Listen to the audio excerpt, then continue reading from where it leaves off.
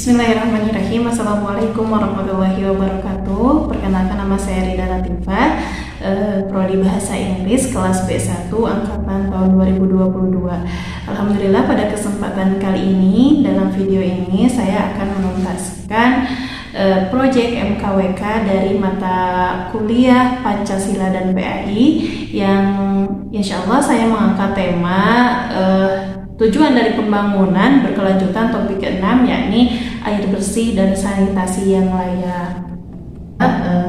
Dalam Wikipedia, definisi sanitasi adalah sebuah perilaku yang disengaja untuk membudayakan hidup dengan bersih dan bermaksud untuk mencegah manusia bersentuhan secara langsung dengan hal-hal yang kotor dan berbahaya, yang mana perilaku ini menjadi usaha yang diharapkan bisa menjaga serta meningkatkan kesehatan manusia.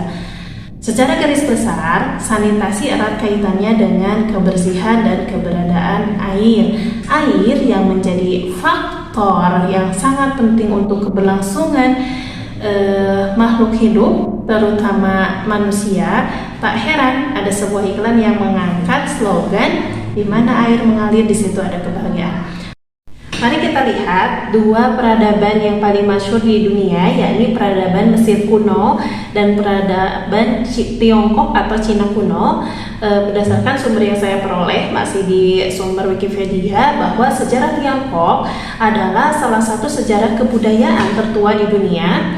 Dari pertemuan arkeologi dan antropologi, daerah Tiongkok telah didiami oleh manusia purba sejak 1,7 juta tahun yang lalu, berawal dari berbagai negara, kota di sepanjang lembah Sungai Kuning, pada zaman Neolitikum. Serta pada peradaban Mesir kuno adalah peradaban kuno di sebelah timur laut benua Afrika yang berpusat di daerah hilir Sungai Nil, yakni kawasan yang kini menjadi wilayah Mesir. Peradaban ini dimulai dengan unifikasi Mesir Hulu dan Hilir sekitar 3150 sebelum Masehi, dan selanjutnya berkembang selama kurang lebih 3 milenium.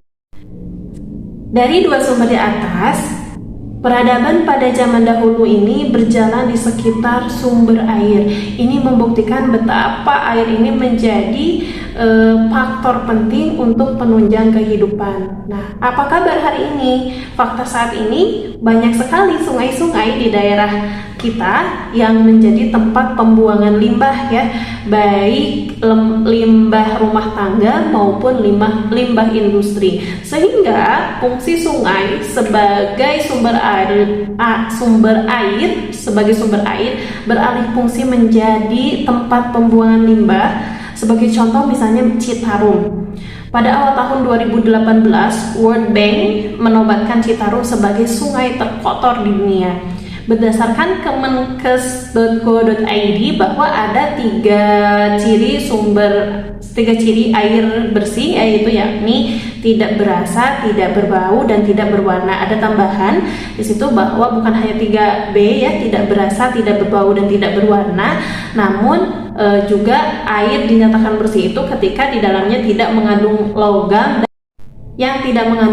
berat dan mikroorganisme yang berbahaya. Sedangkan Citarum dari segi warna, baunya pun sudah dipastikan bahwa Citarum yang menjadi sumber kehidupan 18 juta warga di sekitar 13 kabupaten ini menunjukkan bahwa Citarum dalam kondisi tercemar berat. Nah, siapa sebetulnya yang bertanggung jawab atas pencemaran yang terjadi di sungai ini? Nah, kita bisa melihat sesuai dengan firman Allah yang ada di dalam Quran surat Ar-Rum ayat ke-41 yang berbunyi, A'udzu billahi minasyaitonir rajim, bismillahirrahmanirrahim, Dhaharul fasadu fil barri wal bahri bima kasabat aydin nas. Nah, telah tampak kerusakan di darat dan di laut yang disebabkan oleh perbuatan tangan manusia. Nah, tidak dapat dipungkiri bahwa bisa jadi kita juga turut andil dalam pencemaran yang terjadi di Sungai Citarum ini.